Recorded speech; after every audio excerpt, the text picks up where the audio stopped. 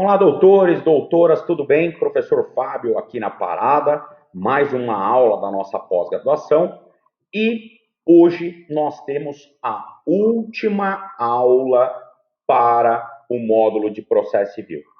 Então, para os colegas que estão nas turmas novas, nós estamos encerrando apenas um ciclo, que é o quê? O módulo de processo.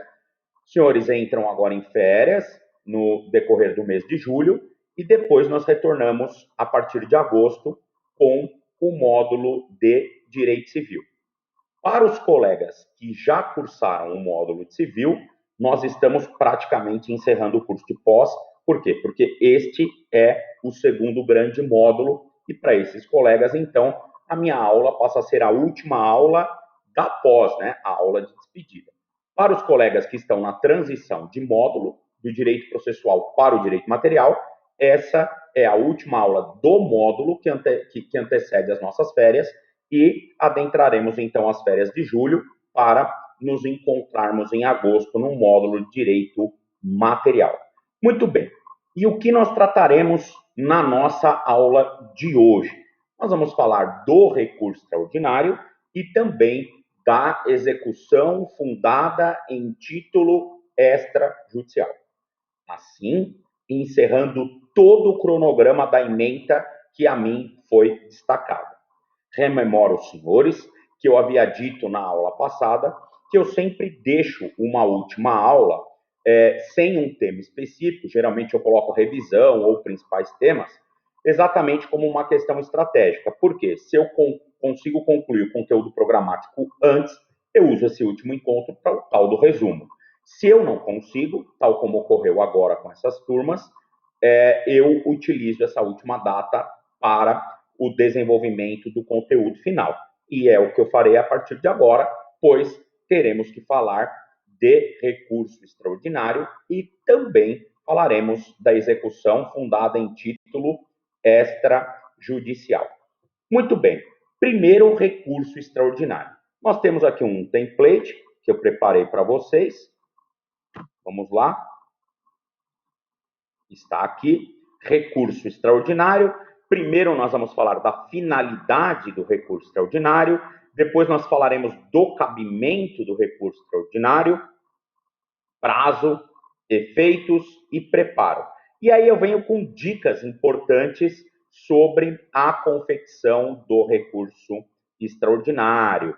Legal? Então, primeiro, a finalidade do recurso extraordinário. Vejam, este recurso tem como principal finalidade levar ao Supremo Tribunal Federal debates atrelados a direito constitucional que, porventura, tenham sido instalados numa determinada lide, um determinado processo.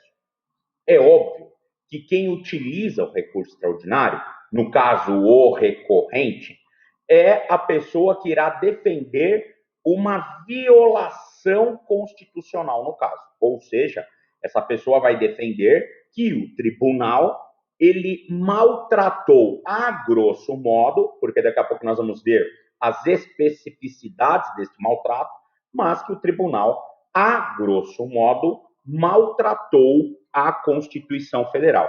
E por essa razão, frente ao maltrato que o acórdão gera à Constituição Federal, a parte então lança a mão do recurso extraordinário, almejando que o Supremo, que é o guardião da Constituição Federal da República, diga, em última análise, qual é a adequada aplicação da Constituição ao caso.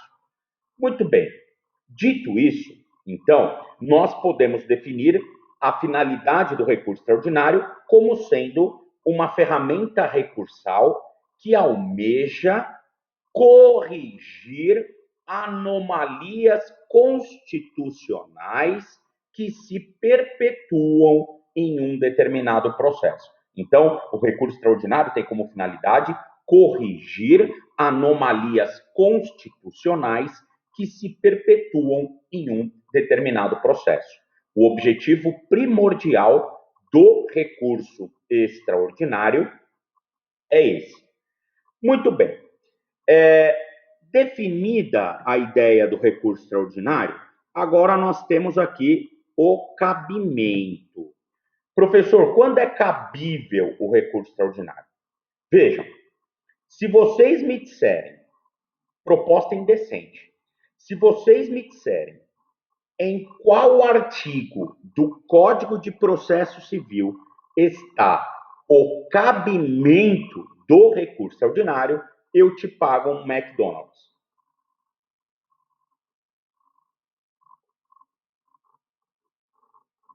Repito, em qual artigo do Código de Processo Civil está o cabimento do recurso extraordinário?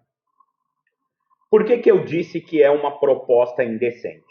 Porque você não vai localizar o artigo no Código de Processo Civil. Você não vai localizá-lo lá. Afinal, o cabimento do recurso extraordinário está previsto está previsto na Constituição Federal. É lá no artigo 102, inciso 3º, alíneas A, B, C e D, que você irá encontrar o cabimento do recurso extraordinário. Então, repito, o recurso extraordinário está previsto na Constituição Federal. Ele é um recurso constitucional.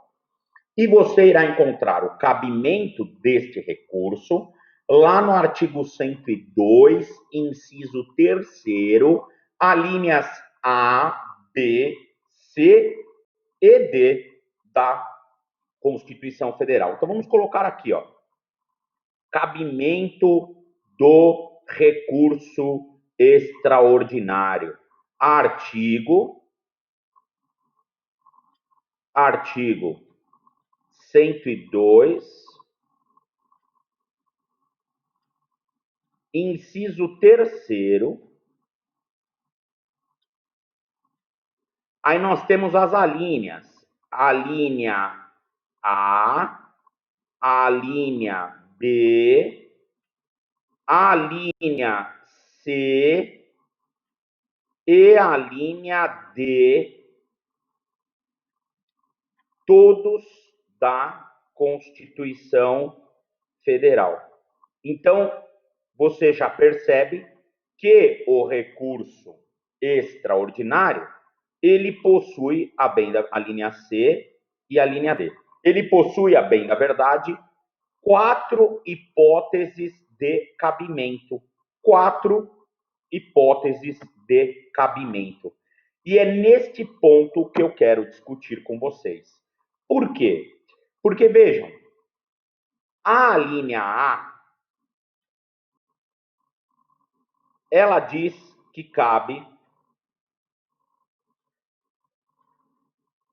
ela diz, né? Ela não diz nada porque ela não tem boca, né? Usando aqui um linguajar coloquial, mas ela estabelece, a linha A, que cabe o recurso extraordinário quando o acórdão recorrido contrariar a Constituição Federal. Então, cabe o recurso extraordinário quando o acórdão recorrido contrariar a Constituição Federal. Esta é a primeira hipótese de cabimento do recurso extraordinário. A segunda hipótese, que é a linha B, ela estabelece que caberá o recurso extraordinário quando o tribunal decretar inconstitucionalidade de lei ou tratado. Que tribunal? O Tribunal ACO, né? No caso, Tribunal de Justiça ou Tribunal Regional Federal, enfim, ou Colégio Recursal. Daqui a pouco eu vou comentar melhor sobre esses desdobramentos com vocês. Então, quando a instância ACO decretar a inconstitucionalidade, eu vou abreviar, tá? Inconstitucionalidade de lei barra tratado. Então, quando houver a decretação de inconstitucionalidade de lei ou de tratado,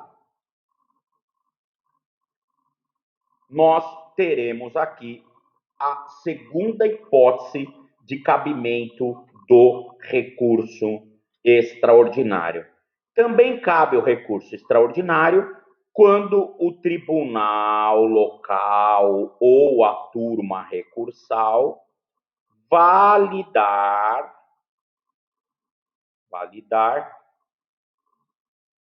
vamos colocar aqui, ó, ato barra lei de governo local. Então, é lei ou ato de governo local que está sendo contestado, né, versus Constituição Federal. Então, toda vez que houver a validação de um ato ou de uma lei local em que a parte está contestando a validade frente à Constituição Federal e o tribunal julgar válido, que tribunal? Tribunal de Justiça, ou Tribunal Regional Federal, ou turma recursal, cabe a interposição do recurso extraordinário para levar a matéria ao Supremo Tribunal Federal. E a última hipótese, que é a D, vejam que eu coloquei as 4 situações de cabimento do recurso extraordinário para vocês. A última hipótese, que é a D, diz respeito a validar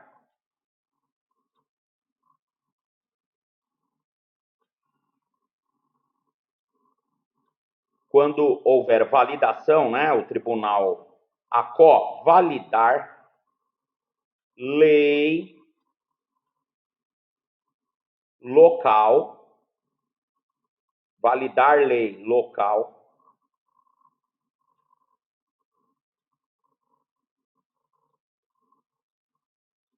contestada ou questionada, por isso que eu estou pondo versus, lei federal.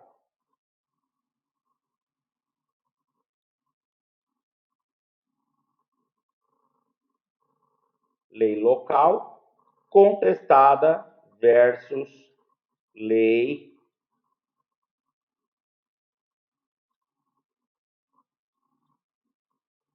federal. Então, nós temos aqui as 4 hipóteses de cabimento do recurso extraordinário. Vamos repetir. É cabível o recurso, aliás, deixa eu voltar aqui, ó. É cabível o recurso extraordinário?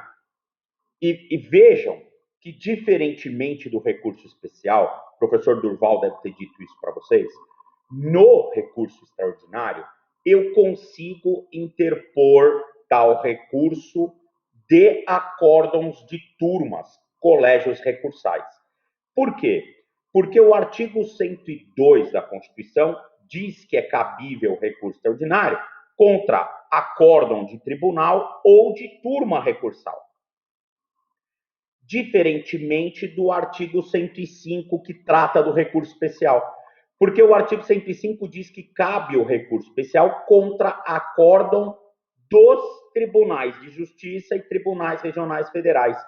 Vejam, portanto, que o recurso especial não admite, a Constituição não admite a utilização do recurso especial no colégio recursal, no juizado especial. Já o recurso extraordinário, ele é admitido no juizado especial porque a Constituição permite lá no artigo 102. Então, acórdão de tribunal, seja o Tribunal de Justiça, ou o Tribunal Regional Federal, ou acórdão de colégio recursal, se entrar dentro de uma dessas 4 situações que eu acabei de narrar, é possível a interposição do recurso extraordinário. Por quê? Porque você já sabe comigo agora que o recurso extraordinário, repito, é cabível em 4 situações. A primeira, quando o acórdão contrariar a Constituição Federal. A segunda, quando o acórdão julgar inconstitucional uma lei ou um tratado.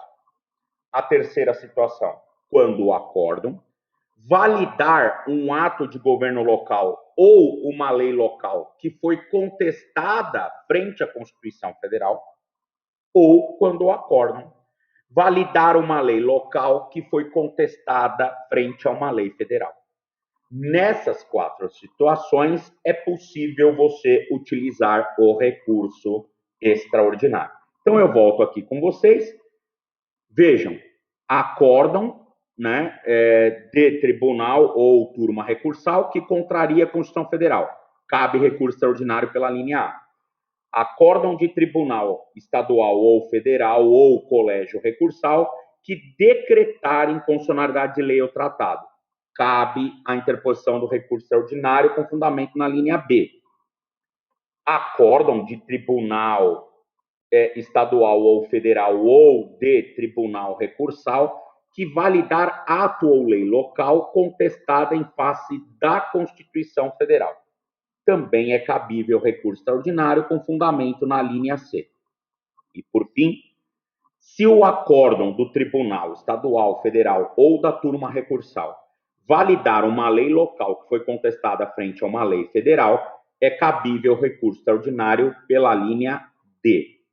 Com isso, os senhores estudaram comigo as 4 hipóteses, aqui ó, 1, 2, 3, 4. As 4 hipóteses de cabimento do recurso extraordinário. Ao final da aula de recurso extraordinário, eu vou dar dicas práticas para que você consiga fazer um recurso extraordinário com chances reais de ser admitido e julgado pelo Supremo Tribunal Federal. Legal? Por isso eu peço que você tenha toda a atenção dispensada para esta aula. Muito bem. São 4 as situações previstas no texto constitucional que permitem a interposição do recurso extraordinário. Professor, vamos lá. Prazo. Qual é o prazo para a interposição do recurso extraordinário? 15 dias úteis. Legal? Então, recurso extraordinário, prazo 15 dias úteis.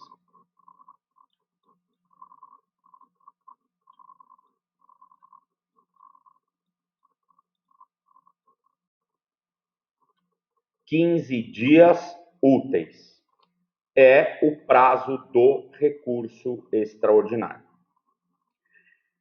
Efeitos. Doutores, o recurso extraordinário possui somente, e isso é importante, muitos alunos me questionam por e-mail, em dúvidas, com relação a isso. Ó. O recurso extraordinário, ele só possui efeito devolutivo. O recurso extraordinário só possui efeito devolutivo. O que isso quer dizer? Que, uma vez que haja um acórdão do tribunal ou da turma recursal, ainda que haja recurso extraordinário interposto por alguém, aquele acórdão já está produzindo efeito. Por quê? Porque o recurso extraordinário, ele não suspende o acórdão recorrido na medida em que ele só tem o efeito devolutivo.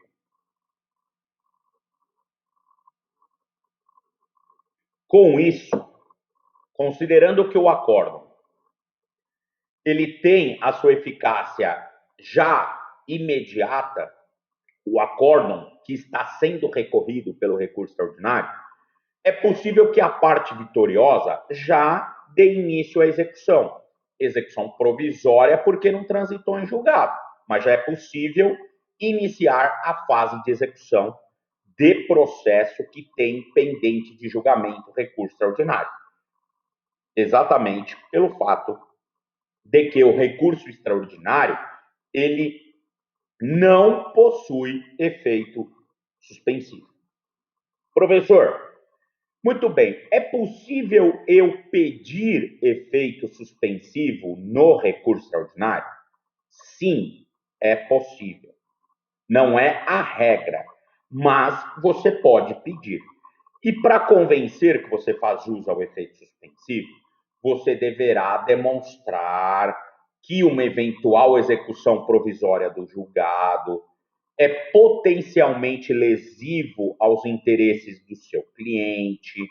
Você deverá demonstrar que há uma probabilidade de provimento do seu recurso extraordinário. E, com essas condições preenchidas, você pode pedir o efeito suspensivo. E aí vai caber ao ministro responsável pela análise do seu recurso extraordinário dizer se ele suspende excepcionalmente ou não o acórdão recorrido até julgar o seu recurso extraordinário. Mas a regra é que o recurso extraordinário, repito, não possui o tal do efeito suspensivo. Muito bem. Voltando aqui, então, ele tem só devolutivo e preparo. O recurso extraordinário tem preparo. Legal? Então, o recurso extraordinário, sim, ele tem preparo. Para você recolher adequadamente o preparo, eu recomendo que você entre no site do Supremo Tribunal Federal, coloque lá pesquisa e coloque preparo recurso extraordinário. E aí o Supremo é autoexplicativo, ele já te traz qual é o endereço eletrônico para você emitir aquela tal da guia de arrecadação para recursos da União, porque é uma guia especial, já vai te passar o valor do preparo, o código, tudo bonitinho. Todo ano tem alteração nesse valor. Então, é importante que você acompanhe, quando você for interpor o recurso extraordinário, qual é o valor atualizado do preparo. Professor, e se o meu cliente já tem justiça gratuita? Eu preciso recolher o preparo? Não, se o seu cliente tem justiça gratuita, não, mas eu recomendo que você abra uma preliminar no seu recurso extraordinário da dispensa do recolhimento do preparo em razão do recorrente ter benefício da justiça gratuita. E aí você vai discorrer lá para o Supremo Tribunal Federal, em poucas palavras, que o recolhimento do preparo está dispensado porque a parte é beneficiária da justiça gratuita, conforme decisão de folhas tais do processo. Muito bem. E aí, então, está justificado o porquê do não recolhimento do preparo. Agora, já aconteceu comigo. O cliente não tem justiça gratuita, então ele está pagando tudo. Na hora do recurso extraordinário, você consulta o seu cliente e diz para ele, olha, tem que pagar o preparo, tem que pagar isso. Ele fala, olha, doutor, então faz o seguinte, não recorre porque eu não tenho condição. Eu não tenho dinheiro. Isso não retira do advogado o dever de tentar. Então, o que eu faço? Eu peço, quando o cliente não tem condição de pagar o preparo, eu peço justiça gratuita no recurso extraordinário. Por quê? Porque o artigo 99 do Código de Processo Civil, ele é bastante claro ao sacramentar que a justiça gratuita pode ser solicitada a qualquer momento, inclusive em recurso. Então, não é porque o meu cliente até agora não teve justiça gratuita que ele não pode requerer daqui para frente. Então, eu vou lá e solicito no recurso extraordinário a justiça gratuita. E aí, eu junto a declaração de hipossuficiência e, se tiver provas desta hipossuficiência, melhor ainda. E aí, o ministro, quando ele apreciar o seu recurso extraordinário, ele vai dizer se ele defere ou não a justiça gratuita. Se ele indeferir, ele vai determinar que se recolhe o preparo, sob pena de deserção do seu recurso extraordinário. Se ele deferir, você fica dispensado do recolhimento do preparo. No caso, você não, o seu cliente, né? Porque o advogado sempre fala em nome de alguém, advoga em nome de alguém. Muito bem.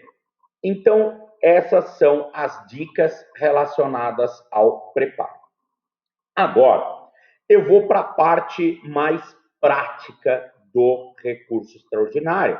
E para isso eu vou usar a nossa lousinha aqui e eu quero debater com vocês algumas situações. Eu vou apagar essas hipóteses de cabimento. Cancela, que não é isso que eu queria. Eu vou apagar essas hipóteses de cabimento para poder discutir com vocês a parte estratégica do recurso extraordinário. Deixa eu apagar aqui. Primeiro, doutores, isso não está escrito lá na Constituição, mas é uma dica importante de quem advoga. É pressuposto para você interpor o recurso extraordinário que a decisão recorrida seja um acórdão, ou seja, só cabe recurso extraordinário de decisão colegiada, legal? Só cabe recurso extraordinário de decisão colegiada. Então aqui eu já vou colocar o primeiro pressuposto para interpor o recurso extraordinário é que você tenha o quê? Um acórdão. Ah, professor, mas o desembargador, ele decidiu sozinho, aquela tal da decisão monocrática, e ela viola a Constituição. Eu não posso interpor o recurso extraordinário? Não. Se você interpuser, o seu recurso não vai ser processado. Por quê? Porque é pressuposto para o recurso extraordinário. Então, vou colocar aqui, ó, recurso extraordinário, ele é conhecido como RE, né? No mundo prático, ele é reconhecido como RE, recurso extraordinário. O pressuposto é que você tenha um acórdão. Acórdão da onde? Acórdão de tribunal. Pode ser tribunal de justiça, pode ser tribunal. Lembrando que a nossa pós está restrita ao universo do direito civil, né? Por quê? Porque pode ser Tribunal de Justiça Militar, enfim, Tribunal Regional Eleitoral, mas aí são disciplinas alheias à nossa pós. Para o nosso mundo do direito civil, Tribunal de Justiça, Tribunal Regional Federal e Colégio Recursal, né? Tanto o Colégio Recursal Estadual quanto federal, né? Então, Colégio Recursal. Então, o pressuposto para eu utilizar o recurso extraordinário, colégio recursal.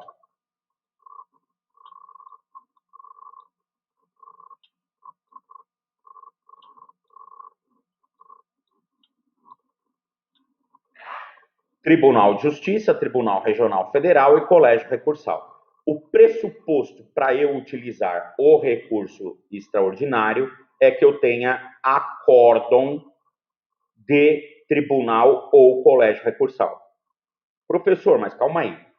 Se eu tenho uma decisão monocrática do relator e eu entendo que há, nesse caso, uma violação constitucional, o relator julgou a minha apelação, ou o meu agravo, enfim, de forma monocrática. Eu não posso interpor o recurso extraordinário? Não. Você vai ter que tornar essa decisão um acórdão. Como? Interpondo o agravo interno. Lembra do agravo interno? Então, você vai interpor o agravo interno, aí o agravo interno vai ser julgado pela turma. Olha só o caminho, né? O agravo interno vai ser julgado pela turma, e aí quando a turma julga, que são todos os desembargadores que compõem, eu terei transformado aquela decisão monocrática em um acórdão, ainda que o agravo interno seja improvido, ou seja, eu não tenha êxito, eu tenho aqui agora um acórdão que confirma uma violação constitucional que o desembargador tinha dado sozinho, né? Por quê? Porque, vejam, eu não disse que o desembargador violou a Constituição quando ele decidiu sozinho. No meu agravo interno, eu vou defender que ele viola a Constituição, que a decisão dele tem que ser reformada. Quando a turma diz que a decisão dele está certa e nega provimento ao meu agravo interno, agora eu tenho um acórdão que mantém a violação constitucional. Daqui, eu tenho caminho para o recurso extraordinário. Olha só. Eu tenho caminho para o recurso extraordinário. Agora, daqui, não. Se eu for da monocrática para o recurso extraordinário, eu vou perder. Eu vou perder o meu recurso, não vai ser processado, porque houve uma falha processual. Essas dicas são importantes. Então, para a utilização do recurso extraordinário, você já percebeu, o pressuposto é ter uma decisão colegiada. E mais, outro pressuposto, você tem que esgotar os recursos previstos no CPC. Legal? Lembrando que você, quando eu digo esgotar, é você utilizar todos os recursos previstos no CPC. Quando não houver mais nenhum recurso previsto no Código de Processo Civil, aí neste caso você passa então a ter munição agora para lançar mão da utilização do recurso extraordinário. Professor, muito bem. Lá da decisão monocrática, o Código de Processo Civil previa o agravo interno. Então eu tenho que utilizá-lo. Ótimo. Usei o agravo interno, agora eu tenho um acórdão. Desse acórdão, o código não prevê mais nada, a não ser embargos de declaração, que é cabível contra qualquer decisão. Daqui, eu já posso interpor o recurso extraordinário ou eu sou obrigado a embargar de declaração para interpor o recurso extraordinário? Não.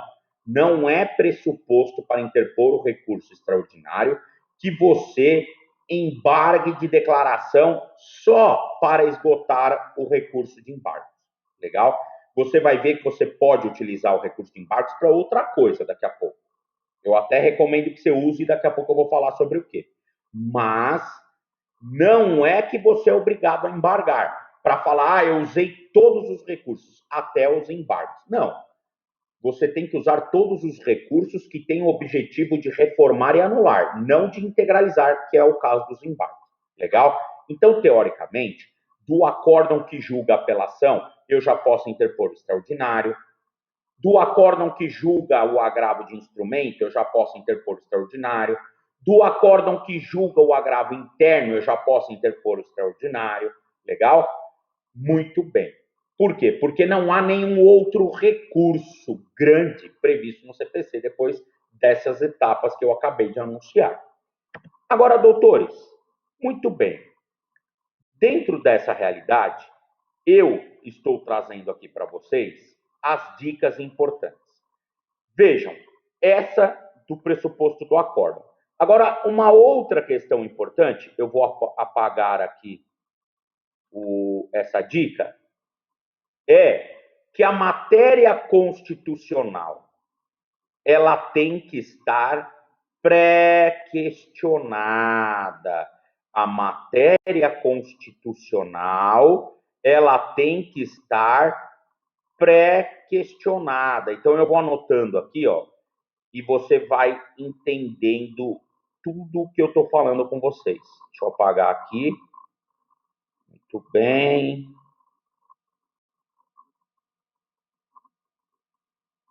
A matéria constitucional ela tem que estar pré-questionada.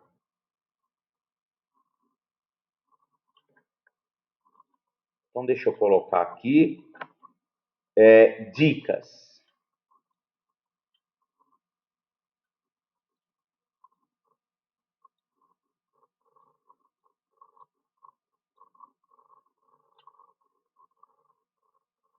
Dicas. Aí aqui, a primeira dica é: eu tenho que ter acórdão. Não pode ser decisão monocrática.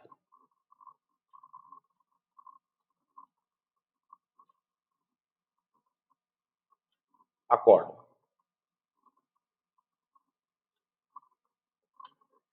Segunda dica: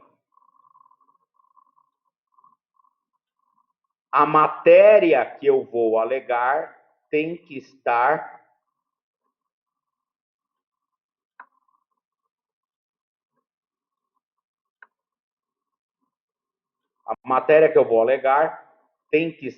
pré-questionada.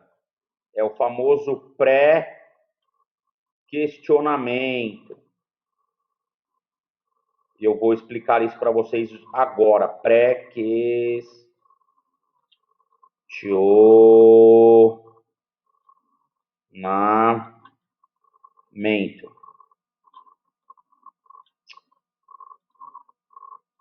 Porcaria. Pré-questionamento.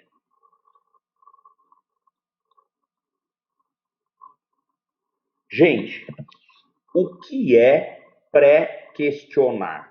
É questionar antes. O que eu quero dizer com isso é: você não pode inovar no seu recurso extraordinário. Ou seja, criar uma tese constitucional no seu recurso extraordinário nunca debatida antes nos autos. Então, a matéria que você vai colocar no seu recurso extraordinário, eu costumo dizer aos alunos, é uma matéria de insistência. O que é uma matéria de insistência? É aquela matéria que você já vem defendendo e que não está sendo observada, e aí você vai para o extraordinário como último recurso para fazer vingar a sua tese. E aí, no seu recurso extraordinário, você vai sacramentar, abrir um tópico. Depois eu vou dar a dica de como você configura o recurso extraordinário, mas você vai abrir um tópico lá dizendo assim, do pré-questionamento da matéria. E aí aqui vem uma dica importante. O que normalmente os advogados fazem? Eles colocam assim um tópico do pré-questionamento da matéria. Eles colocam assim, nobres ministros, a matéria objeto do presente recurso extraordinário está devidamente pré-questionada e, portanto, há elemento necessário para que a corte julgue este recurso. Errado. Uma coisa é alegar o pré-questionamento. A outra é demonstrar o pré-questionamento. Mais do que dizer que a matéria está pré-questionada, você tem que demonstrar. E aí vem a minha dica. Você não vai dizer assim, a matéria está pré-questionada. Você vai demonstrar, você vai colocar lá assim, nobres ministros. Neste tópico recorrente demonstrará a vossas excelências que a matéria objeto do presente extraordinário está pré-questionada. Vejamos. Um exemplo, né? O tema do presente recurso extraordinário é a contrariedade da Constituição Federal, cujo cabimento está previsto na linha A do inciso 3º do artigo 102 da CF, conforme se vê do acórdão de folhas tais, o tribunal contrariou o artigo tal da Constituição Federal. Nunca é demais ressaltar que nas razões de apelação do recorrente de folhas tais, mais precisamente na folha XYZ, ele já arguia essa tese constitucional que o tribunal desprezou. Ainda, a parte, para evidenciar o desrespeito à Constituição, optou por embargar de declaração, pré-questionando o dispositivo, conforme embargos declaratórios de folhas tais, o acórdão de folha XYZ, rejeitou esses embargos declaratórios. Sendo assim, nota-se, por toda a demonstração supramencionada, que a matéria está pré-questionada. Veja, olha como é melhor demonstrar do que dizer, o presente caso tem que ser julgado porque a matéria está pré-questionada. Me demonstra, então, cadê? Onde que ela está pré-questionada? E é aqui que entra a ideia dos embargos de declaração para pré-questionar a matéria. Por quê? Porque o artigo 1025 do CPC, lá dos embargos, vocês estudaram comigo, inclusive eu deixei esse ponto para falar nessa aula, porque ele é aplicável a essa aula, ele diz que os embargos têm sim função de pré-questionamento. Isso no novo CPC. No antigo não tinha. Existia, inclusive, uma jurisprudência defensiva do Supremo que sacramentava que embargos declaratórios não serviam para pré-questionar a matéria. Mas o novo CPC, no artigo 1025, é muito claro em dizer o seguinte: caso a parte apresente embargos de declaração para fins de pré-questionamento, a matéria constante dos embargos será considerada pré-questionada, ainda que os embargos sejam rejeitados, cabendo ao julgador do recurso, ou no caso, o ministro, avaliar se aquela situação se enquadra em omissão, obscuridade, contradição ou erro material. Então, vejam, o CPC já diz que os embargos possuem essa finalidade. O que eu quero dizer? Quando você embarga de declaração e diz, olha, Vossa Excelência não respeitou o artigo tal, inciso tal da Constituição, e a turma julgadora rejeita os embargos declaratórios, é o seguinte, não, rejeita os embargos de declaração. Neste caso, quando a turma rejeita os embargos de declaração, ainda que eles rejeitem, a matéria é considerada pré-questionada pelo 1025. E aí, aqui vem uma outra dica para você colocar lá no seu tópico do pré-questionamento no seu recurso extraordinário. Se você utilizar embargos de declaração para esse fim de pré-questionamento, eu sugiro que você coloque lá assim, inclusive os embargos de declaração serviram para pré-questionar a matéria, ainda que eles tenham sido rejeitados nos termos do artigo 1025 do Código de Processo Civil. Legal? Por quê? Porque o 1025 diz que os embargos, eles pré-questionam a matéria, ainda que o recurso seja rejeitado. Então, nós temos aqui a ideia do pré-questionamento. Vejam, uma vez que eu demonstrei o cabimento do meu recurso, uma vez que eu demonstrei o pré-questionamento da matéria constitucional, agora cabe a mim levar no recurso extraordinário a repercussão geral da matéria. É um outro tópico. Então, eu vou lá nas nossas dicas e vou colocar aqui um terceiro tópico, que eu vou chamá-lo de RG, abreviando, e você sabe que isso quer dizer o quê? Repercussão geral da matéria. Repercussão geral da matéria. Muito bem, o que é repercussão geral? Eu vou até anotar aqui, ó. Desdobramento com relevância social ou política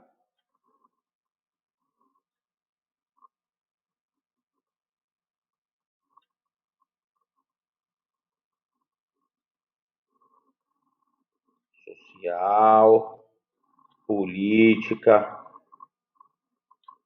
ou econômica, do ponto de vista econômico,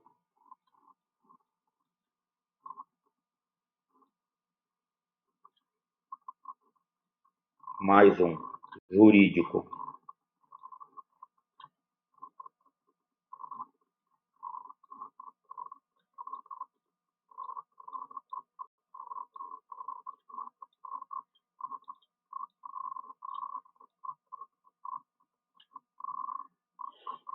Então, doutores, repercussão geral é o recorrente demonstrar no recurso extraordinário que o debate constitucional que ele está travando extrapola o interesse das partes litigantes.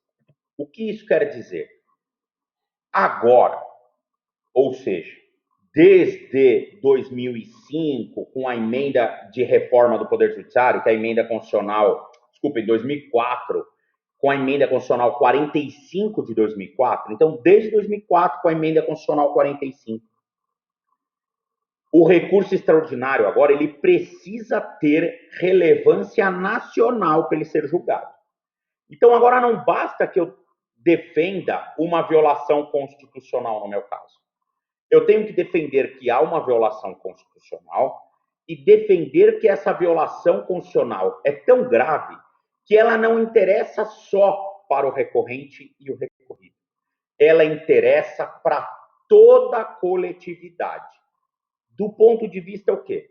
Do ponto de vista social, ou econômico, ou político, ou jurídico. Portanto, eu não preciso dos 4 elementos cumulativos. Basta um deles ou alguns deles. Legal? Vou dar um exemplo a vocês aqui. O Supremo trouxe aí, na última década, algumas decisões bastante interessantes em termos de repercussão geral. Eu vou debater algumas delas. Por exemplo, a união entre casais do mesmo sexo. A questão era polêmica no Brasil, porque o artigo 1723 do Código Civil reconhece união estável entre homem e mulher. A Constituição Federal, por seu turno, lá no artigo 216, se eu não me engano, também reconhece a união estável entre homem e mulher. E aí ficou aquela celeuma. Ué, mas homem com mulher, o ordenamento jurídico reconhece. E homem com homem, mulher com mulher?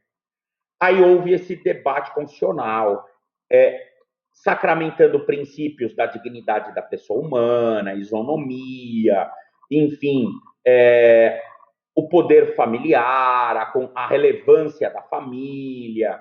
E o Supremo se deparou com esse assunto. Pergunto a você, saber se pode ou não no Brasil se reconhecer como entidade familiar uma união entre pessoas do mesmo sexo, denominada como união homoafetiva, é algo que interessa só a comunidade homoafetiva ou homossexual, ou é algo que interessa para toda a sociedade brasileira? Ah, professor, interessa para todo mundo. Até o hétero quer saber se as pessoas que convivem dentro de um circuito do mesmo sexo, elas são capazes ou não de constituir uma família. Ótimo. Então vejam que essa matéria, ela extrapola o interesse de um casal que está ali pedindo reconhecimento. Ela atinge toda a coletividade. E ela tem uma relevância social enorme. Está aqui um exemplo de repercussão social, de repercussão geral com desdobramento social. Este mesmo caso também traz desdobramento jurídico. Por quê? Porque se você fizer uma interpretação literal do sistema jurídico brasileiro, ele fala em homem com mulher. E aí, então, nós temos uma grande relevância jurídica deste tema quando você coteja essas normas com outras normas relevantíssimas também, como a dignidade da pessoa humana e a igualdade de todos perante a lei, para sacramentar que sim, é uma família quando eu tenho um casal de homens ou um casal de mulheres. Uma decisão, a meu ver, inclusive, acertada. Muito bem, dentro dessa análise, eu trouxe para vocês um exemplo com repercussão geral que desdobra em 2 segmentos, o social e o jurídico. Aliás, dá até para defender também o econômico, né? O desdobramento econômico. Por quê? Uma vez que você reconhece a união homoafetiva como entidade familiar, você tem aqui direitos sucessórios, direitos hereditários, direitos previdenciários. Então vejam que há um impacto econômico também. Mas não que eu precise de todos para ter essa caracterização. Legal?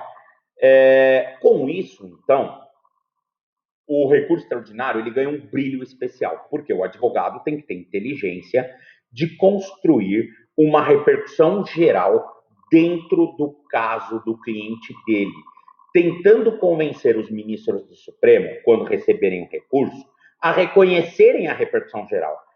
E, para isso, esse advogado vai ter que quebrar a cabeça para demonstrar que o tema debatido é tão relevante, mas tão relevante, que não interessa somente ao recorrente, ao recorrido, mas toda a coletividade. Ou do ponto de vista social, ou jurídico, ou econômico ou político. Está aqui mais uma questão a ser enxertada no seu recurso extraordinário. Legal?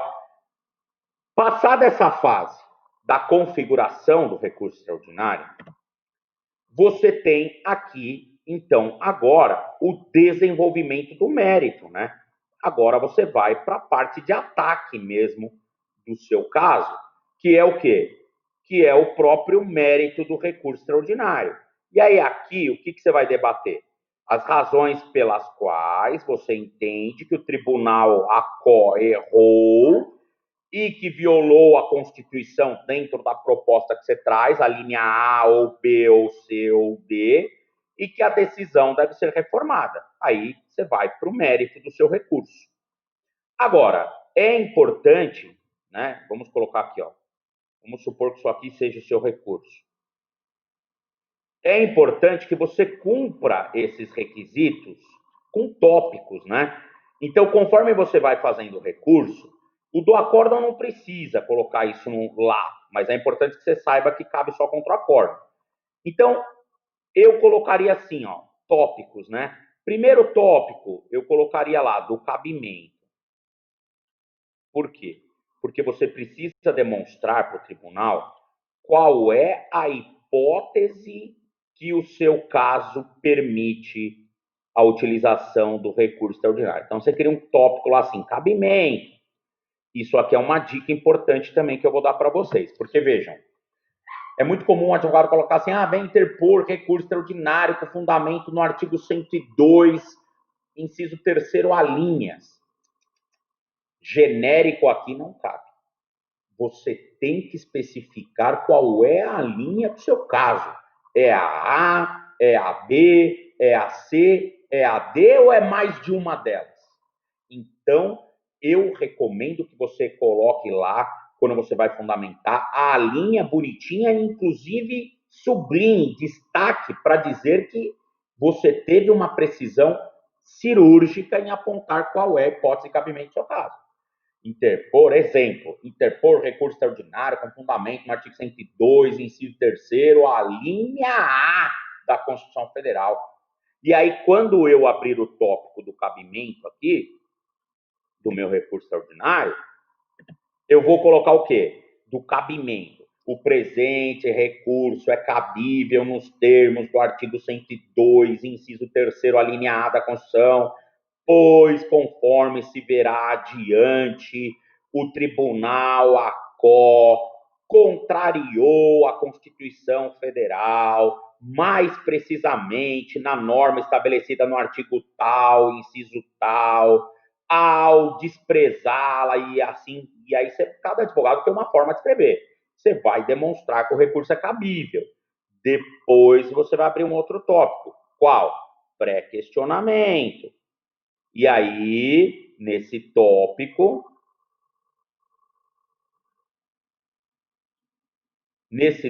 do pré-questionamento, você vai demonstrar o quê? Que o seu recurso, que a matéria do seu recurso está o quê? Pré-questionada. Tudo do jeito que eu expliquei. Então, pré-questionamento. Pré-questionamento. Depois você vai abrir um outro tópico. Qual? Repercussão geral. E aí você vai desenhar aqui qual é a situação de repercussão geral do seu caso. Depois você vai abrir o tópico do mérito. E aí aqui você vai discutir o que está acontecendo no seu caso, o que está errado e por que o STF tem que corrigir o acórdão recorrido. Certo? E depois você vem com a conclusão, e aí na conclusão você vai pedir o conhecimento e provimento do seu recurso para reformar ou anular, aí depende do caso concreto, o acórdão recorrido e, consequentemente, acontecerá A, B e C, e aí cada caso prático vai revelar uma situação. Então vejam que esta é a estrutura de um bom recurso extraordinário. Esta é a estrutura de um bom recurso extraordinário. Apenas para finalizar esse primeiro bloco, extrapolamos aqui os 50 minutos, apenas para finalizar, eu vou dar mais uma dica final para vocês. Professor, existe alguma forma de eu não ter que ficar redigindo a repercussão geral? Sim. Se você demonstrar para o Supremo que o acórdão recorrido, ou seja, o acórdão que você está recorrendo, maltratou súmula ou jurisprudência consolidada no âmbito do STF, a repercussão geral está automaticamente reconhecida. Mas isso não quer dizer que você não vai criar o tópico. Você vai criar o tópico da repercussão geral, só que ao invés de construir a repercussão geral, você vai dizer o seguinte, nobres ministros, a repercussão geral no presente caso deve ser automaticamente reconhecida, pois o acórdão recorrido violou a regra da súmula X do Supremo Tribunal Federal, ou jurisprudência consolidada no âmbito do STF, conforme acórdãos Y, D e tal, e aí você vai construir ali uma demonstração de que a decisão que você está recorrendo, ela desrespeita a jurisprudência consolidada no STF, e por isso a repercussão geral está automaticamente reconhecida. Agora, se você não tem esse gatilho na manga, ou seja, se você não tem essa possibilidade de defender isso, aí você vai ter que articular uma tese de demonstração da repercussão geral. Legal? E assim nós concluímos a nossa aula de recurso extraordinário. E já, consequentemente, encerramos este primeiro bloco. O próximo bloco será mais curto, esse aqui deu 1 hora praticamente. O próximo bloco será mais curto, porque eu só tenho a pretensão de exaurir o assunto e depois dispensá-los, liberá-los para as férias. Legal? Então vamos para um intervalo. Na volta do intervalo, eu falarei com vocês de execução fundada em título extrajudicial. Até daqui a pouquinho, doutores. Muito obrigado pelo carinho.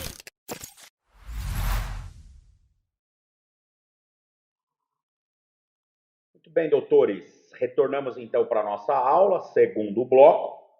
E agora eu falarei com vocês da execução fundada em título extrajudicial. Muito bem. Primeiro, devemos saber aonde localizamos os títulos executivos extrajudiciais. Para que não haja confusão, porque se o título for judicial, os senhores sabem que a execução se dá por cumprimento de sentença. Agora, se o título for extrajudicial, nesse caso, a execução se dá da maneira na qual eu vou falar com vocês a partir deste momento.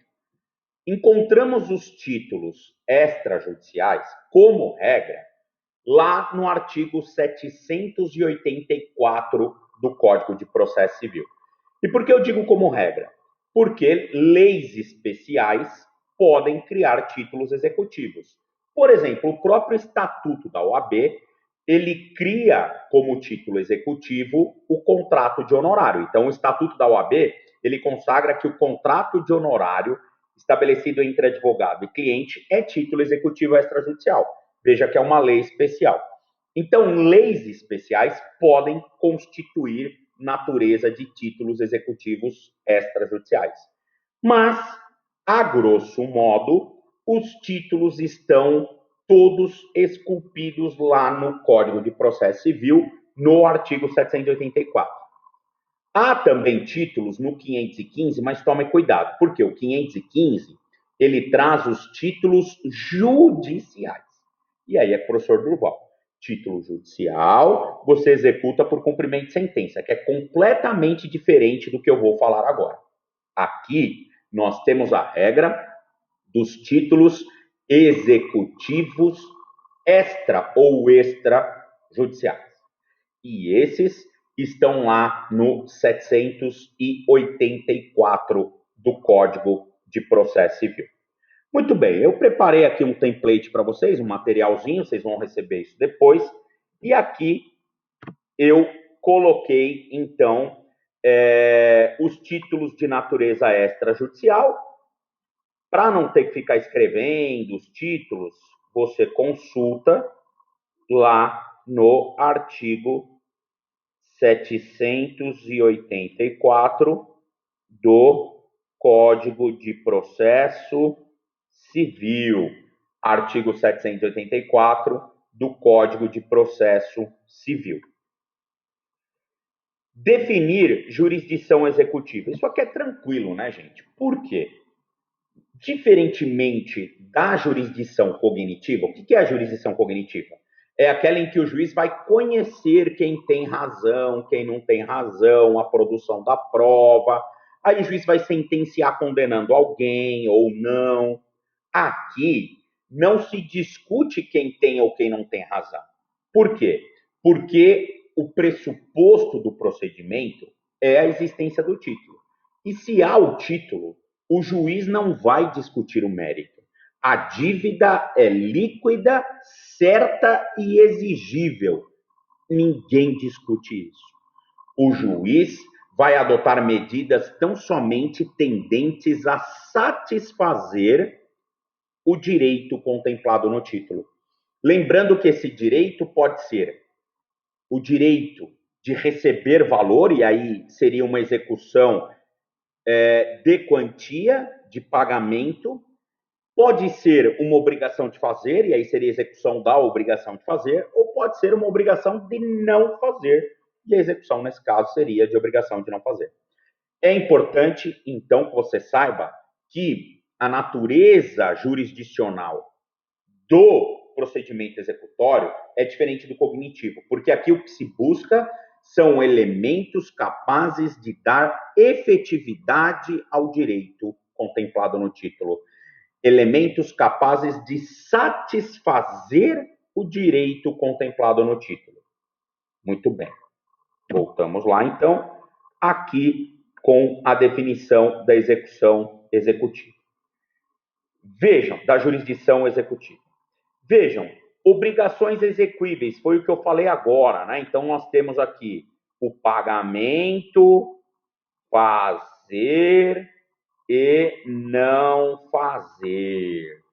E para você saber a função de cada um, ou a funcionalidade de cada um, eu vou tratar do procedimento. Por quê? O procedimento do fazer e não fazer é basicamente o mesmo. Então, vou colocar aqui, ó.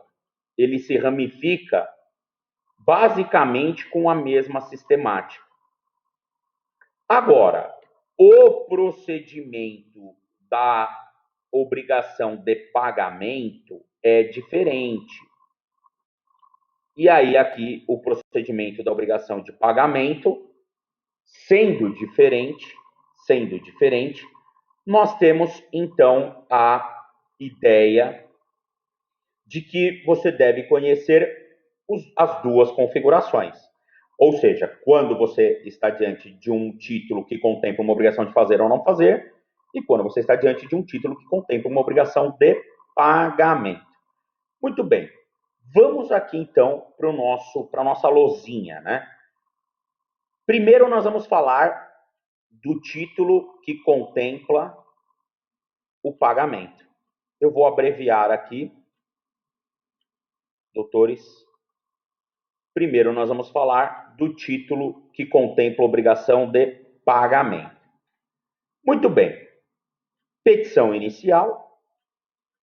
Essa petição inicial é muito simples, né? Porque basta o exequente sacramentar ao juiz que ele é titular de um título executivo de natureza extrajudicial, demonstrar ao juiz que esse título dá a ele o direito de receber uma quantia certa, apresentar uma planilha desta quantia certa com o saldo atualizado e, obviamente, instruir a petição inicial com a prova do direito, e a prova do direito, nesse caso, é o próprio título. Distribuída a petição inicial, ela vai para o juiz. O que o juiz vai fazer aqui?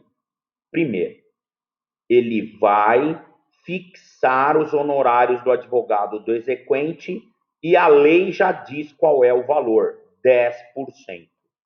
Então, o juiz ele vai fixar o honorário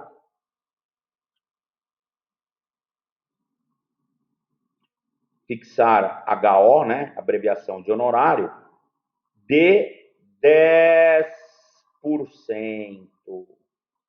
E na mesma decisão, portanto, o juiz vai dar uma única decisão, ele vai mandar citar para pagamento. Ele vai por aqui, cite-se para pagamento. Lembrando que nós estamos falando da obrigação de fazer. Cite-se para pagamento. Legal?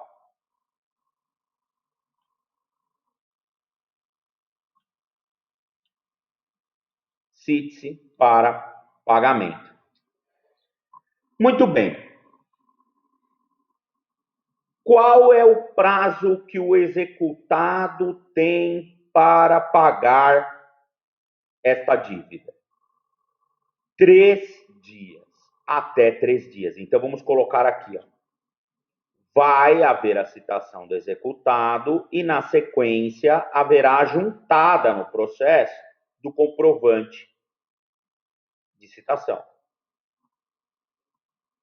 Com a juntada no processo do comprovante de citação, nós temos 3 coisas que o executado pode fazer. 1, 2, 3. 3 coisas que o executado pode fazer.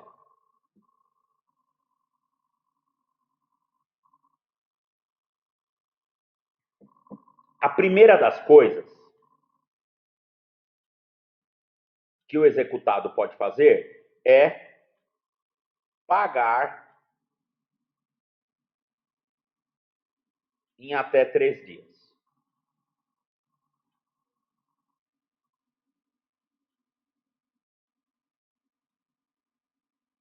Pagar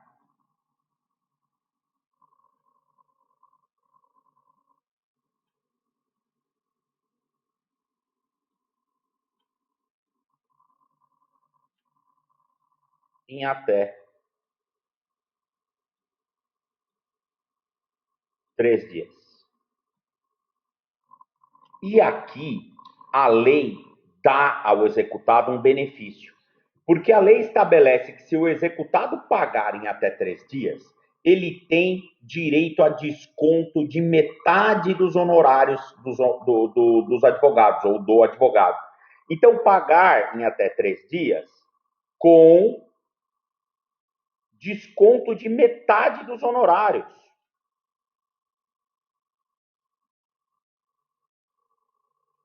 Com desconto de metade dos honorários do advogado do exequente, do ADV, ou H, né? ADV, dos honorários do advogado. Então, isso é sensacional, né? Porque é um estímulo para o executado. Aí muitos colegas dizem, poxa, mas o advogado vai perder metade dos honorários, que injustiça, mexeram no direito do advogado. Eu não vejo dessa forma. Por quê? O legislador foi, de certa forma, inteligente. Quando o juiz fixa um honorário de 10%, eu estou pressupondo uma guerra, uma batalha. Eu não sei nem se o exequente vai receber o direito dele. Quiçá o advogado os 10%. Surpreendentemente, o debate ele se encurta para 3 dias, porque o executado vem e fala, olha, eu não quero briga com ninguém, foi mal, estou pagando tudo. Vejam, o que se imaginava de complexidade se reduziu a uma solução em 3 dias. E aí a lei, então, diz que, nesse caso, o advogado vai receber metade daquele honorário inicialmente fixado. Com isso, doutores, com isso, nós temos aqui uma questão interessante a ser sacramentada, que é um estímulo para todos, porque eu, como advogado, prefiro receber metade do honorário que o juiz fixou em até 3 dias, certeza que eu recebi e já uso, do que ter um honorário de 10% fixado para...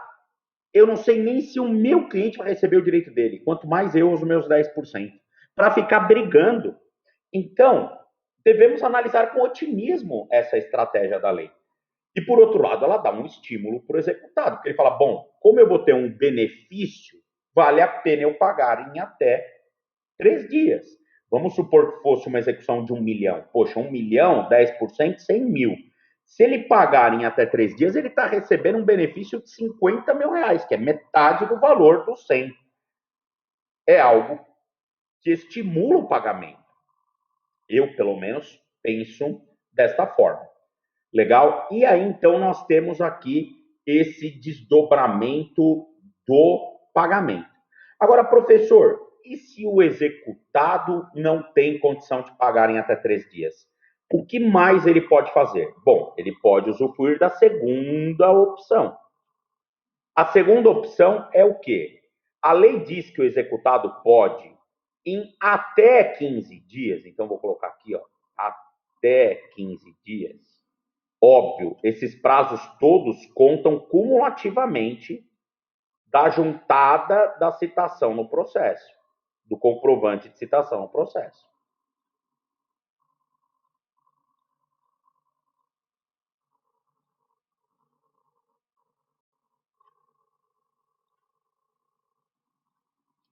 Juntada da citação no processo. Então, nós temos aqui o quê? O segundo desdobramento, que é o quê? Em até 15 dias,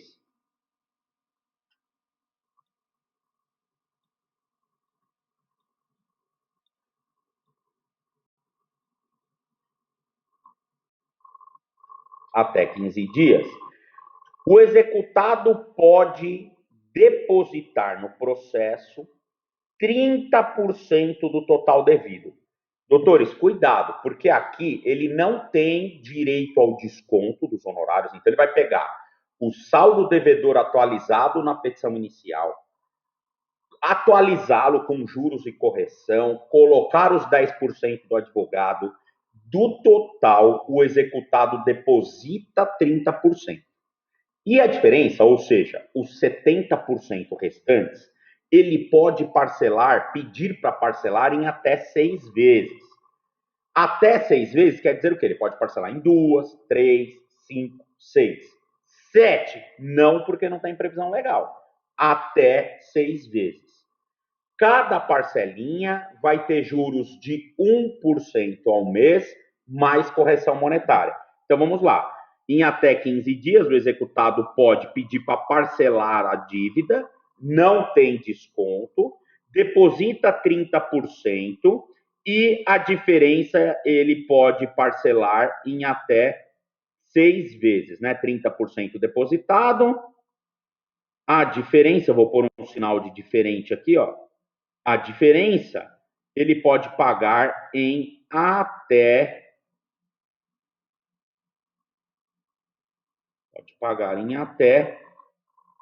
6 vezes.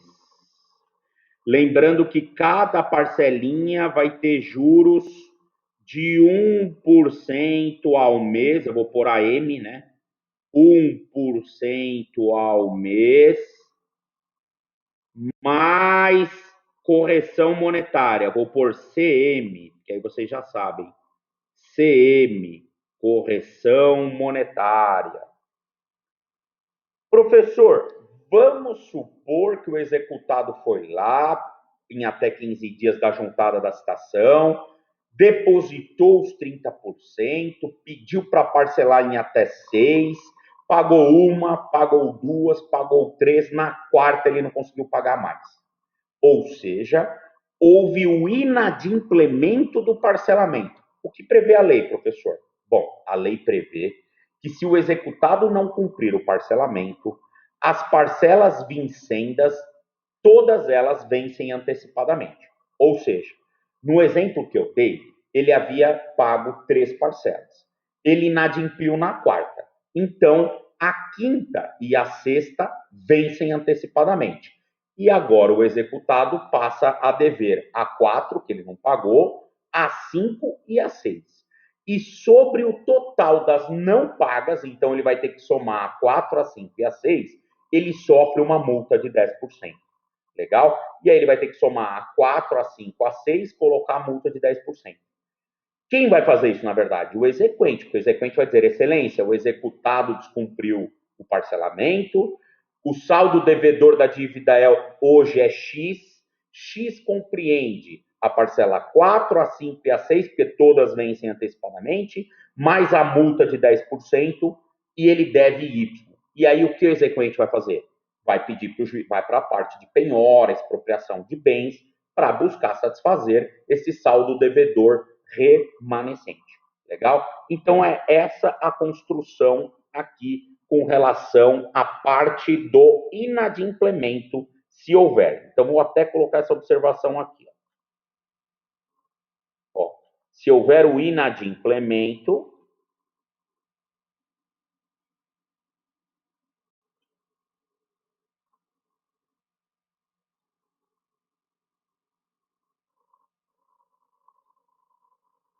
eu vou abreviar, tá, doutores? Se houver o inadimplemento, vencimento de toda a dívida, então nós teremos aqui o vencimento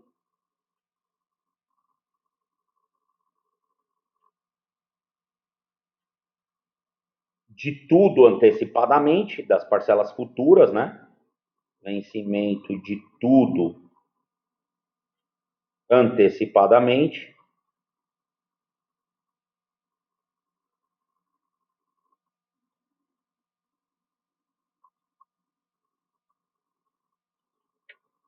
mais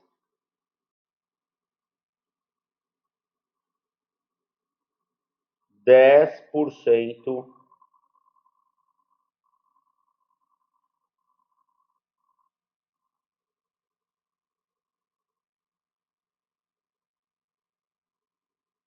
de multa. Então, nós teremos aqui o vencimento de tudo antecipadamente, mais 10% de multa. Legal? Agora, professor, vamos supor que o executado não tenha dinheiro para pagar em até 3 dias, para ter o desconto lá do advogado. Lembrando que o prazo não se renova, né, doutores? Então, só para vocês entenderem, ó, juntou a citação no processo, começa a contar o prazo, tudo em dias úteis. 1, 2, 3. Se pagar até essa data, o benefício do desconto, da metade, etc. e tal. Não pagou? Continua. 4, 5, 6, até o 15º. Até o 15º ainda pode vir um parcelamento, dentro das condições que eu acabei de explicar para vocês. No mesmo prazo, ou seja, vamos supor que o executado não tenha grana também para parcelar. Ele pode se defender. E a defesa, na execução fundada em título extrajudicial, é por embargos à execução. Então, ele pode vir aqui até o 15º dia e apresentar embargos à execução. E aí, o juiz vai abrir prazo para o exequente impugnar, também até 15 dias, legal? Lembrando que os embargos à execução, ele possui natureza de ação. Então, você vai fazer os embargos à execução como se fosse uma petição inicial. Vai dar valor à causa, tudo bonitinho. E vai distribuir esses embargos por dependência ao juiz da execução. Então, é uma ação distribuída por dependência ao juiz. Então, você não vai protocolar os embargos na execução. Você vai distribuí-lo para o mesmo juiz. Ação com distribuição por dependência.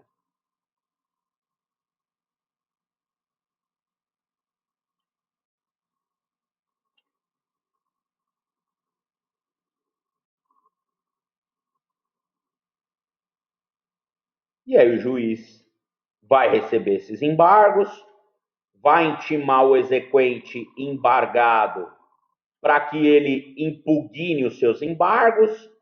Ele terá um prazo de 15 dias para impugnar, dependência. E depois o juiz vai julgar os embargos. Se o juiz julgar procedente esses embargos, a execução cai por terra. Se o juiz julgar improcedente esses embargos, a execução ela tem aqui a sua concretização exitória, a sua materialização exitória. Lembrando que os embargos da execução não possuem efeito suspensivo como regra, ou seja, o fato do executado embargar não impede a prática de atos de execução, constrição de patrimônio, penhora e assim sucessivamente. Professor, mas o executado pode, nos embargos, pedir efeito suspensivo? Pode, só que aí ele tem duas condições. Primeiro, ele tem que garantir o juízo da execução, ou seja, ele vai ter que apresentar uma garantia idônea para o juiz da execução. 2, ele vai ter que convencer o juiz que o prosseguimento da execução é potencialmente sugestivo de causar ao executado um dano irreparável de difícil ou incerta reparação.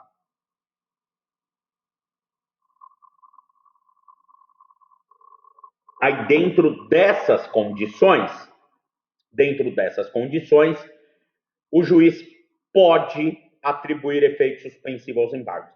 Ah, então, para eu embargar, eu não preciso garantir o juízo, professor? Não mais. Com o novo CPC, não. Para embargar, você não precisa garantir nada. Agora, se você quer efeito suspensivo, aí é outra história. Aí, para efeito suspensivo, você tem que garantir. Por quê? Porque você está pedindo um plus. Então, você quer esse plus, você tem que trazer aqui alguma coisa em contrapartida. O quê? A questão relacionada à segurança do juízo e a demonstração de um risco de dano irreparável de difícil ou incerta reparação. Bacana? Com isso, nós concluímos o estudo do procedimento de execução para pagamento.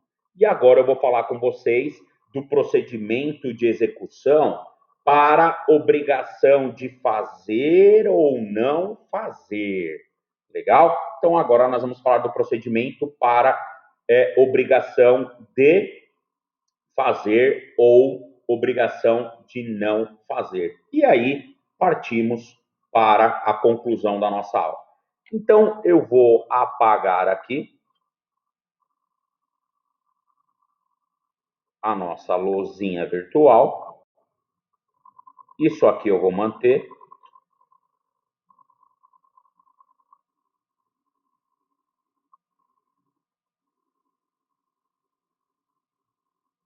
Isso eu vou apagar.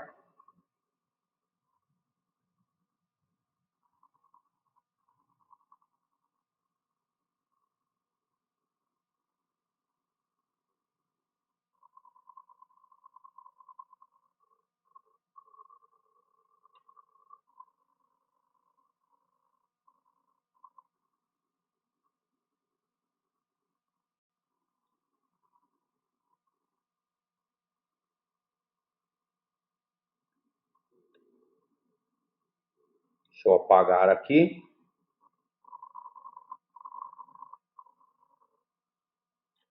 Muito bem. Agora, o que nós temos no nosso título? Um direito do exequente, que é exigir do devedor que ele faça algo, né? Que é a obrigação de fazer ou que ele deixe de fazer algo, que é o não fazer. Fazer e não fazer. Muito bem, doutores. Como é que se processa essa execução? Ela está prevista lá a partir do artigo 814 e seguintes do CPC. Legal? Então, no 814, você encontra o procedimento da obrigação de fazer. Na sequência, você encontra o de não fazer, você vai ver que é praticamente a mesma coisa. E depois a de pagar, que eu já expliquei tudo para vocês. Bom, na obrigação de fazer e não fazer, o código estabelece o seguinte, que o juiz, ao despachar a inicial, ele tem que verificar o título, para verificar se o título fixa um prazo para o devedor fazer ou não fazer. Porque se o título fixa o prazo, o juiz vai despachar a inicial utilizando o prazo fixado no título para determinar que o executado faça ou deixe de fazer a obrigação.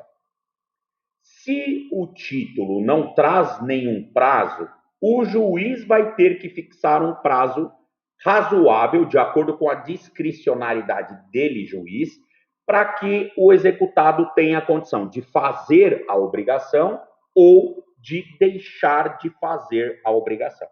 Legal? Então, este é o start inicial. Nesta mesma decisão, o juiz deve fixar o honorário do advogado do exequente.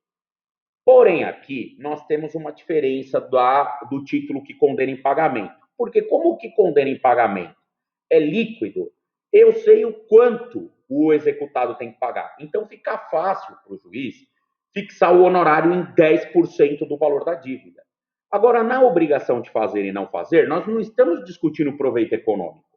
Então o juiz não sabe o quanto vale o fazer ou não fazer.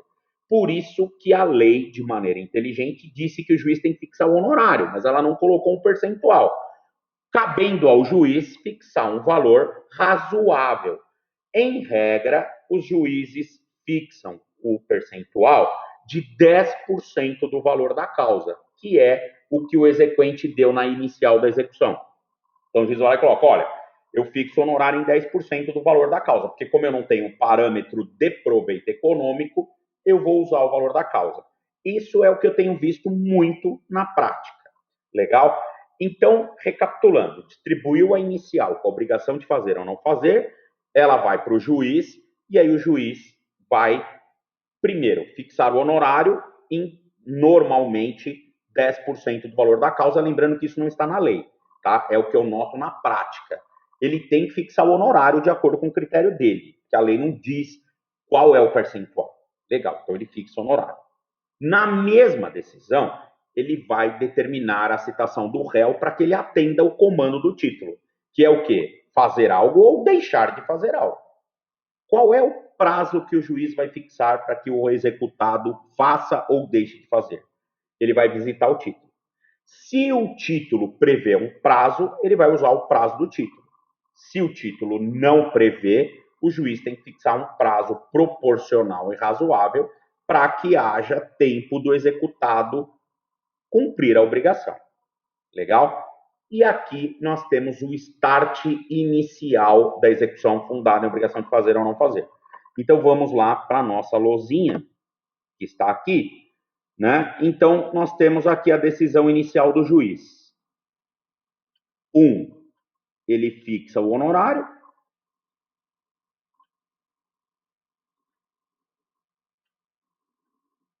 Ele vai fixar o honorário do advogado. E na mesma decisão, ele vai mandar citar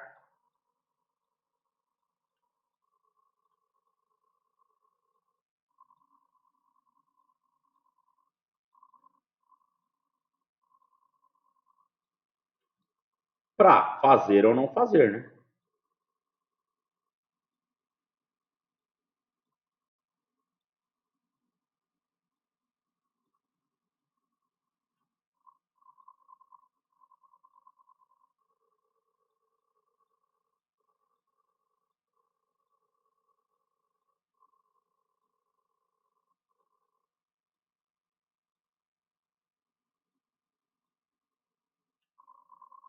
Muito bem. Juntado o comprovante da citação no processo, juntado o comprovante, o que o executado vai fazer? Então, ele tem que atender o comando do juiz, ou seja, o executado ele pode satisfazer o direito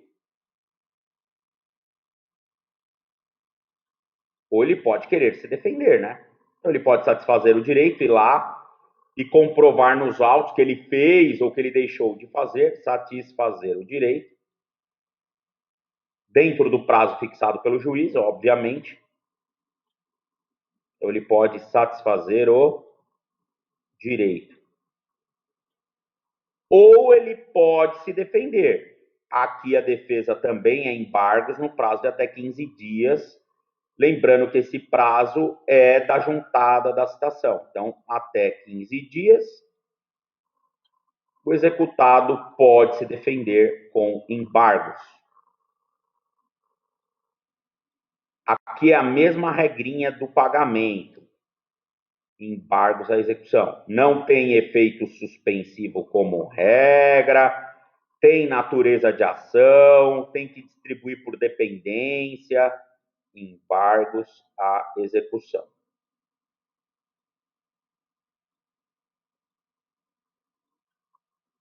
Embargos à execução. Muito bem. Então, esse é o caminho, é bem simples, né? O procedimento da execução de obrigação de fazer ou não fazer. Quais são os desdobramentos que eu tenho que trazer para vocês aqui? Primeiro, essa execução, ela pode se converter em perdas e danos. Como?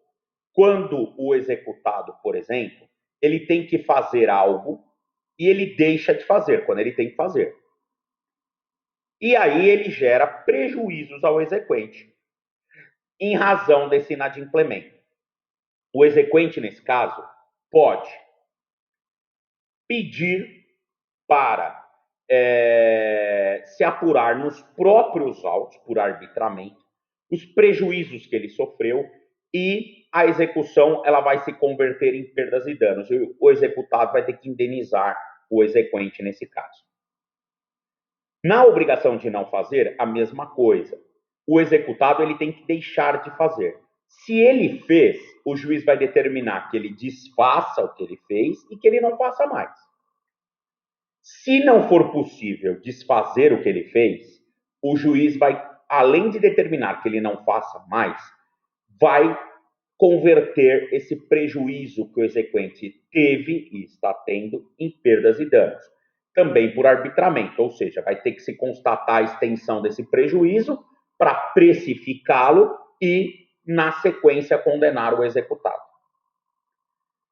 Na obrigação de fazer, caso o executado não faça, além de converter em perdas e danos, o juiz pode pedir para que terceiro faça às custas do executado. Então, o que o juiz vai fazer? O juiz pode pedir para que o autor eleja, o autor, que é o exequente, eleja um terceiro para fazer e essa despesa, esse custo desse terceiro vai ser transportado para os autos e o executado vai ser condenado a ressarcir o exequente. Ou o juiz mesmo pode eleger esse terceiro da confiança dele, juiz, para fazer a obrigação e o custo desse terceiro vai ser objeto de condenação do executado. Legal? Agora, o executado tem toda a chance de ele mesmo fazer e evitar essa potencialização do problema. Por quê? Porque vejam que a conta dele só cresce quando ele age com desídia. Legal? A conta dele executado só cresce. Nesta modalidade de execução, que é a obrigação de fazer ou não fazer, lá a partir do artigo 814, o Código autoriza o juiz também para dar maior potência à execução, ele autoriza o juiz a fixar multa em desfavor do executado. Então, muitos juízes vão lá e colocam na decisão inicial, olha, fixa o honorário em tanto, determina a citação do executado para que ele faça em tal prazo, sob pena de multa diária de XYZ. Ou, se for de não fazer, fixa o honorário em tanto, dou ao executado o prazo de X para que ele deixe de fazer, sob pena de multa diária de tanto. É muito comum isso, porque o sistema permite ao juiz a utilização das astrentes, né? A famosa multa diária em cenários, situações como essa que eu narrei a vocês. Deixa eu abrir uma água aqui. Deixa eu colocar aqui para vocês copiarem enquanto eu falo, enquanto eu bebo a água.